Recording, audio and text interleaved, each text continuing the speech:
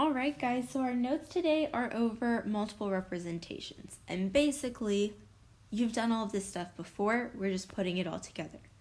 So the first thing we're going to do is move from verbal to equation. And you did this literally in Unit 2 this school year. So you've seen this before, so do not be intimidated by this topic because you've done all these skills and all of this prior knowledge work that we're just putting all together in this four-corner model.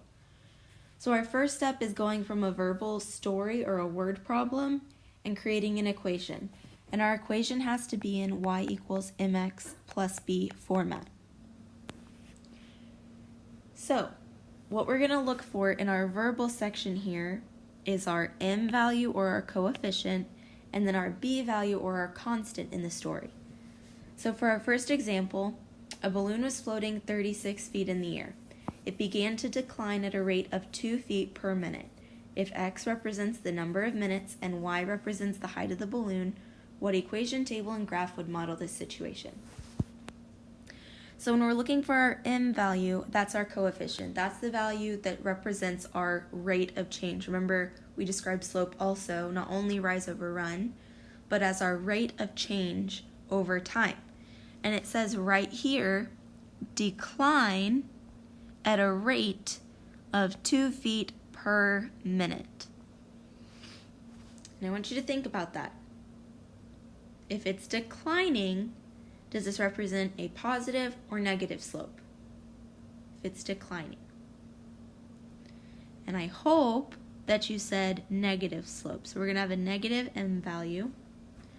And now we're going to look for our intercept. So we're going to look for our constant or our starting point or a fee that we might have to pay, the thing that's not getting multiplied by x, the number of minutes.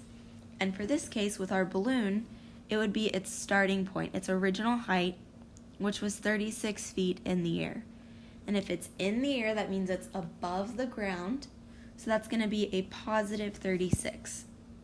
Then I just come over here and I plug in that information into our formula. So if it's declining at 2 feet per minute, that's negative 2 times x, the number of minutes, plus 36, because that's where we started. It would also make sense for this equation to be written as y equals 36 minus 2x. Either of those is acceptable. They're both technically in slope-intercept form. They've just been switched around because of the commutative property of addition. All right, now that we have our equation from this story, we're going to create a table. So we're going to kind of move over here now. And we're going to plug values in. So we need to remember what these variables represent. So x is our number of minutes, and y is the height.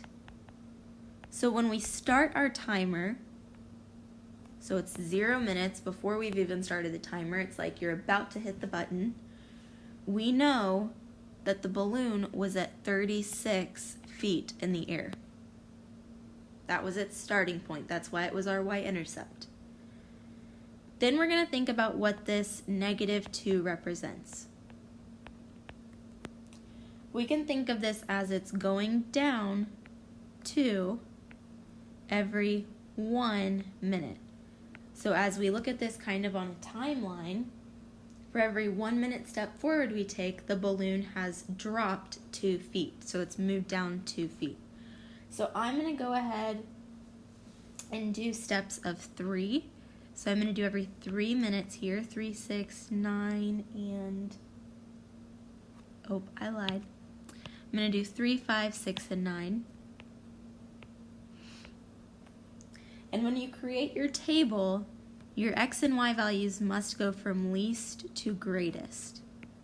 They have to go in least to greatest form. And then we can either think about plugging these x values into the equation, so that's one option. We can substitute the x values here, or we can just think about that rate of change, our slope.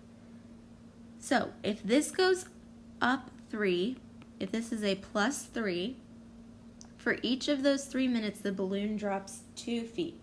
So that would mean it would be minus 6, because negative 6 over 3 would simplify to negative 2 over 1.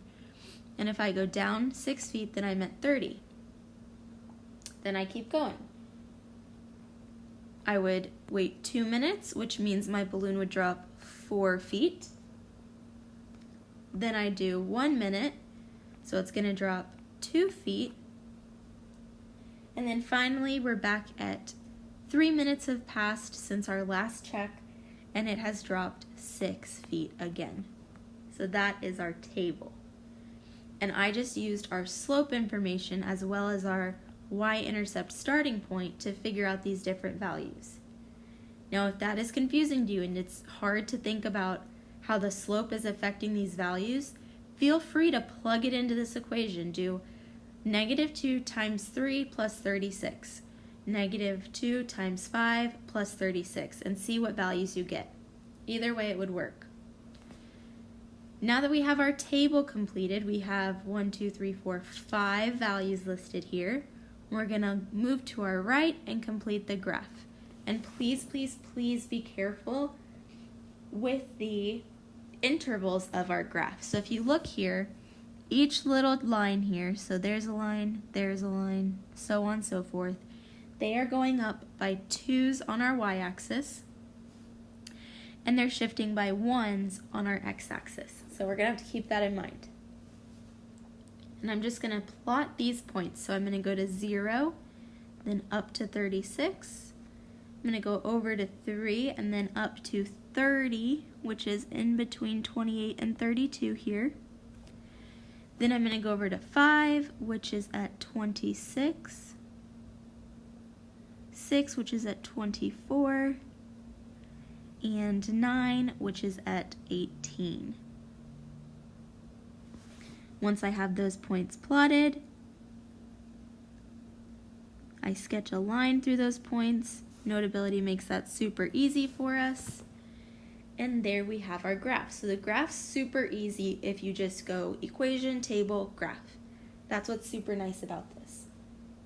Now that we have our 4 different representations of that story, of that word problem, we're going to answer these 2 questions.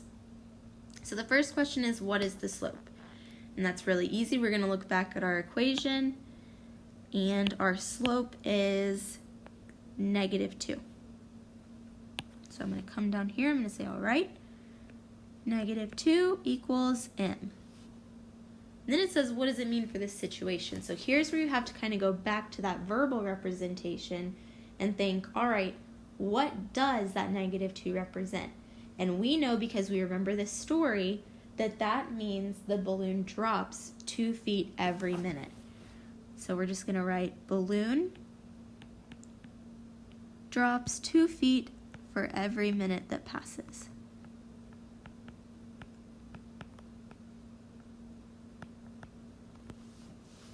Then it asks, well, what is the y-intercept?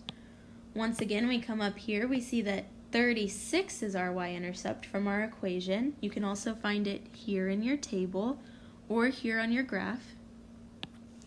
So we know that b equals +36, which represents the ordered pair 0, 36.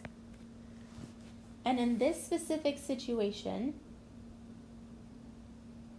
for us, it means that the balloon starts at a height of 36 feet. So balloon starts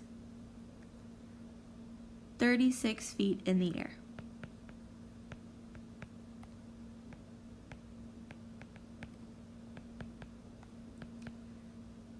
All right, so that is our first example of multiple representations. You are just shifting from the verbal word problem to the equation, to the table, to the graph. All right? And then you're answering what those pieces mean based on the story.